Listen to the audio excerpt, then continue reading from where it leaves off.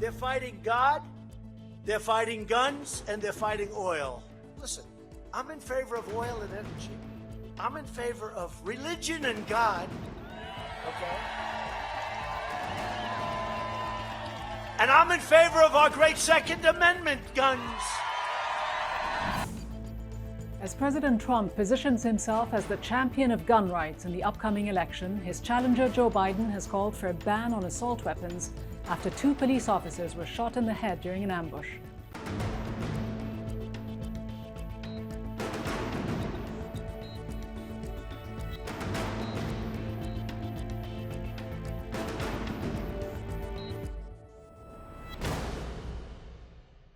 Hello, I'm Ghida Fakhry. Welcome to the program. The United States has more guns in circulation than people. 393 million guns owned by civilians for a population of 331 million. Around 43% of American households have 1 or more firearms at home, and Americans alone own about 40% of all civilian-owned guns in the world. And with more guns, there are more shootings. Last year alone saw more mass shootings across the US than there were days in the year, according to the nonprofit group Gun Violence Archive, the highest number of mass shootings since that organization started tracking data. By the end of the year, 417 mass shootings were recorded. With this alarming trend and with this year's surge in first-time gun owners in the United States, now estimated at 5 million, the debate over gun control and the Second Amendment, which gives Americans the right to bear arms, has intensified, becoming a key electoral issue. Although 60% of Americans say gun laws should be stricter, gun control legislation has been difficult to pass through Congress, and a lot of it has to do with the National Rifle Association, or NRA, arguably the most powerful association and lobbying group in America. For an in-depth look and insider look at the NRA, I'm joined by Joshua Powell, who formerly served as Chief of Staff to longtime NRA CEO Wayne LaPierre. He's also the author of the just-released book, Inside the NRA, a tell-all account of corruption, greed, and paranoia. Joshua Powell, the NRA, which you broke ranks with earlier this year, tweeted this just a few days ago. Ammo sales surge 139%. That's a lot of freedom seeds. That sounds like incitement, a call to arms at a time when there are such extreme tensions among Americans around the country. This goes beyond the call to protect gun rights, doesn't it? Well, I think it's a unfortunate use of words. I understand who they're appealing to, and there has been, as you probably know, there's been a massive surge in new gun purchases in this country this year, with new gun owners to the tune of 5 million people. So it's there's a very active market right now. But I do think at the end of the day, it's an unfortunate use of words, to say the least. But is it incitement, though? It certainly borders on incitement. That's for sure. All right. Well, it borders on incitement, you say. I know you've also accused your former boss, Wayne LaPierre, the longtime head of the NRA, of catering to the extreme fringe, of selling fear in what you say was a decade of corruption. In fact, you wrote this in your book. The NRA fueled a toxic debate by appealing to the paranoia and darkest side of our members in a way that has torn at the very fabric of America. You say this, yet you were the number 2 at the NRA. Why didn't you push to change the group's hardline course if you felt that it was losing its way and that it was going in the wrong direction? Why didn't you speak up when you were there? Well, so let me unpack this a little bit. First off, there is no question that the NRA has raised money, certainly over the past 30 years, on this idea of fear and pouring gas on the fire. Your comment this morning around the tweet that the NRA put out is a particular perfect example. And when you kind of beat it into people's heads over the years that Joe Biden and Hillary Clinton are going to magically come in and take your guns overnight with jackbooted thugs, and you pour a little fuel on that, it's really easy to raise money. And it is a fringe organization. I mean, the fact of the matter is there's well over 100 million gun owners in this country, and there's only 5 million NRA members. So by definition, it is the fringe. As it relates to myself inside of the NRA, it's a very large bureaucratic apparatus. And I certainly had ideas of making it a bigger, better, more inclusive NRA. And that didn't work as well as I would have liked. But now I have the opportunity to talk to you about what that could look like. Well, and what does it look like from the inside? Because you say it's a fringe group, yet, as you say, there are about 5 million members. You said it wasn't very sophisticated from the inside, but how can a group that wields so much political influence be so dysfunctional? Well, it is the archetype for dysfunction beyond what you could imagine in any operation in this country, let alone a $350 million corporation. The real secret around the NRA, and it's sort of as I talk about in my book, it's the Wizard of Oz. The reality of it is that there's a lot of folks in this country that will vote on the Second Amendment, regardless of what the NRA says. They don't really need the NRA to tell them what to do.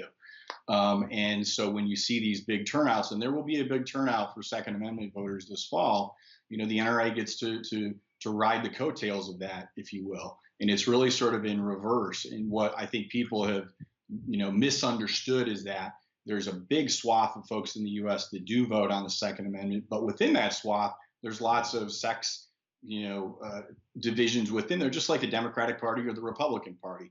And the NRA, frankly, represents the kind of the far right of the gun owners of the U.S. But you accuse it of being more focused on money than on the Second Amendment. The NRA raised about $113 million in membership last year, but that was still a drop, a 34% drop from the previous year when it raised some $170 million. What really drives the NRA? Is it ideology or is it money? The truth is that they have this giant bloated organization and lots of mouths to feed. And so there's a constant effort to raise money to feed this beast. Would it eventually have to make concession to the other side of the political aisle and start donating to their campaigns as well, the Democrats? Because in the 1990 cycle, the NRA gave 61% of its funding to Republicans and 39% to Democrats. But today, in 2020, it's almost completely skewed toward Republicans. I think it's something like 99% that goes to GOP candidates compared to just 1% to Democrats. Are they going to have to find a fine line, sort of more of a balancing act on this? It is very interesting that you mentioned the fact that back in the 90s, there was, well over 30% of funds and support went to Democrats. And what you've seen over time is certainly a schism between that availability. And really what it is the problem with one of the major problems with the association it's not part of the solution. It's just the association of no. And frankly, I think it's their civic duty. I think as a citizen of the United States, it's their duty. As the subject matter expert, they ought to come to the table to actually try and solve gun violence, because it is an issue in this country. But why then does it continue to become so powerful? The New York Attorney General argued in a lawsuit filed just last month that years of runaway corruption and misspending actually demands the dissolution of the NRA. Do you agree? I mean, can the NRA lose this legal battle, given, as you say, the changing trends in the country as well? Oh, I think the Attorney General is frankly very much at the tip of the iceberg in her probe into the NRA, and I think there's no question that the NRA could in fact be dissolved. I don't think anybody that really kind of understands the facts would argue with that, and that's going to play out over time here. What you have now is a situation where basically the NRA is nothing more than a vessel at this point to save Wayne LaPierre. And he's going to take the whole ship down with it. So it really, if you look at the amount of money that's being spent on legal fees to defend themselves, they've spent upwards of $75 million. So, when you're spending a third of what membership dues, member dues that come in for legal fees, they are really in a huge problem. And trust me, there's no strategic over there about how they're going to move ahead. But they've survived this long, though. So sure. Despite the internal problems that you talk about, the NRA still has this outsized electoral power and lobbying influence, blocking any minor efforts, in fact, at gun reform. Recent trends in the US play in its favor too, don't they? 5 million Americans bought a firearm for the first time in 2020. 95% increase is what we saw in firearms sales from 2019, and a 39 increase in ammunition sales. 58% of those purchases were among African Americans, perhaps surprisingly, and there were over 12 million background checks in the last 7 months alone. Some have called it a tectonic shift, a complete transformation of today's gun-owning community. How do you see it long term? How surprised are you by any of this? Well, I'm actually not that surprised. Within those statistics you cite, it certainly appears from the folks I've talked to that what's interesting is that there's a real. It looks like these are not Republican voters; that these are actually Democratic voters, and that is quite interesting. And I think that, look, by definition, those people, they took a background check. They had no problem, following the law. And I think that what you're seeing is that the positions that the NRA has taken over the years are going to be very, very difficult to maintain in the future, because it is a tectonic shift, and certainly in the world of all the people that are owning firearms. And there isn't anybody in this country that owns a firearm that takes it seriously, that's a responsible citizen, that doesn't want to solve this issue of gun crime, whether it's in the streets of Chicago, Baltimore, or some of these mass shooting issues that we have. But I do think it is a fascinating period in the Second Amendment with this large new group, this new demographic that's coming in, and clearly they're very energized because they've went to the trouble to purchase a firearm, to purchase ammunition, and they feel that and these guns are being purchased ostensibly for personal protection. But just in the time that we've got left, let me just ask you this, Joshua Powell, because talking about the demographics, looking at the breakdown, a survey that was conducted just last year shows that 60% of Americans say gun laws in the U.S. should be made stricter. That's 86% of Democrats, 31% of Republicans. In 2017, 52% of Americans said gun laws should be stricter. The NRA seems to be out of step with a majority of Americans. Can it continue this way? It won't continue. The fact of the matter is it won't continue. And I'm quite confident that regardless of who is in leadership next year, that there will be some laws that'll be passed that have been debated back and forth. And you're absolutely right. They are catering to a fringe group of an outdated set of ideals, and they're not coming to the table with any sense of solutions. And look no further than the numbers that you've cited. They are out of step with the citizens of the U.S. So it's just a matter of time. It's not going to unfold overnight, but it's a matter of time, and you will see change. All right, Joshua Powell, thank you very much indeed for joining us. Thank you for having me. Appreciate it. Last week, early voting began in 7 U.S. states: Michigan, Minnesota, New Jersey, South Dakota, Vermont, Virginia, and Wyoming. President Trump urged his supporters in Virginia to vote as polls opened, reinforcing his position as the protector of the Second Amendment. He tweeted, "Virginia and everywhere else, for that matter, I'm the only thing standing between you and your Second Amendment. If I am re-elected, it is 100% safe. If not, it is gone." Meanwhile, in Georgia, Marjorie Taylor Greene, a strong supporter of gun rights who has been praised by President Trump as a rising star in the Republican Party, attended a Second Amendment rally protected by heavily armed men in combat gear.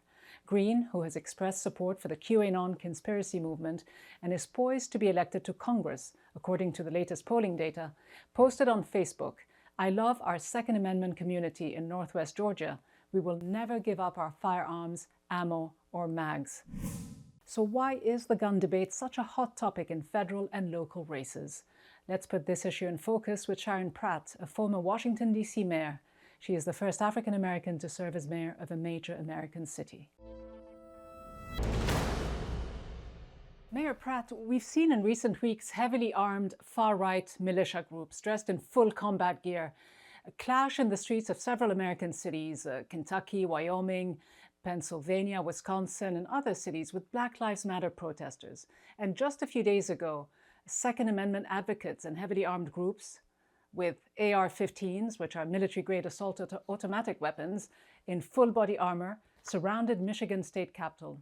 As a former mayor of the nation's capital, I wonder how concerned you are about the potential for violent clashes between such groups and protesters, or even law enforcement officers, in the lead up to the election and maybe even after the election. It's no longer a far-fetched scenario for a number of U.S. cities, isn't it?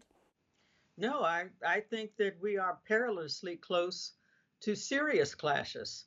There have been any number of organizations, I believe Facebook, Google, but certainly there was an Transition Integrity Project, have gamed it out. And America is very close to collapsing into a level of real violence depending upon the outcome of the election. But despite these concerns that you and others have raised, concerns about the presence of these armed groups in a highly confrontational, volatile atmosphere ahead of the elections, there are those who still say, as you know, that the 27 words of the Second Amendment are clear: a well-regulated militia being necessary to the security of a free state, the right of the people to keep and bear arms shall not be infringed. Today, there are 181 active militia groups in the US, according to the Southern Poverty Law Center. How should this issue of gun violence be addressed? Is it primarily an issue of gun politics, of loopholes in the gun laws that exist, or simply the influence of the NRA on politicians, mainly Republicans, but also some Democrats? We have touchstone issues that have been with this country since its inception. And there is at the core of this issue, the Second Amendment, that often takes precedence over any other amendment. Second Amendment, though it may be, has so much to do with who's still in charge. That's my take on it. Who's really still in charge? And think of it, our country was founded based upon revolution. And there is a notion on the part of too many that the only way to ensure the prerogative of the individual, and in my opinion, a lot of it has been the privileges of white men in our society, is the capacity to arm oneself. And it's a dangerous assumption, but I think it is a challenging one. But is it really about who is in charge? Because it's been 12 years since the Supreme Court held that individuals have rights to keep and bear arms for personal, non-militia use. In fact, it was the landmark District of Columbia versus Heller case in 2008 that delivered this significant legal victory to gun advocates. So how much have the politics of the Second Amendment outpaced the laws of the Second Amendment, which remain ambiguous and open to interpretation? But the politics is what drives often decisions in terms of who gets appointed to the court. Case in point, what we're going through now with the vacancy resulting in the death of Ruth Bader Ginsburg. I mean, the politics often drives who gets appointed to the court and how you interpret that as Second Amendment. I think those are very liberal interpretations of that Second Amendment. I don't think it was always meant for us to walk around like a bunch of something at the OK Corral. But that's how it's been interpreted, that we have to respect the Supreme Court. But yeah, the politics will ultimately drive any kind of amendment or reversal of that decision. But what do you think needs to happen moving forward? I mean, the Gun Violence Archive, which tracks gun violence, just published these startling figures. The total number of gun deaths in 2019 was over 39,500, with more than 15,000 homicides and 24,000 suicides. DC, your town, had a spat of gun violence in the 80s and 90s. You were mayor of Washington, D.C. in the early to mid-90s. In your first year in office, in 91, D.C. broke its record for most homicides in 1 year. Do you believe that something else should have been done? The stricter background checks would have prevented more gun violence? And the DC actually began, was very aggressive about advancing gun control. Of course, what can you do if your neighboring states have a more liberal outlook regarding availability of weapons? But it does have its impact. Look at every other country in the world. I mean, any other, developed modern country in the world, and you don't see this level of violence. The United States is unique with respect to this. You thought that after Connecticut, with these kids being massacred in school, that we would step back and do something about it. But it's almost like the issue of choice in America. You sometimes wonder, here we are in the 21st century, why are we debating these issues? It goes to the core, I believe, the gut level tension around who gets to have prerogatives in the country. And unfortunately, this liberal interpretation of the Second Amendment is attached to that. That's my considered opinion.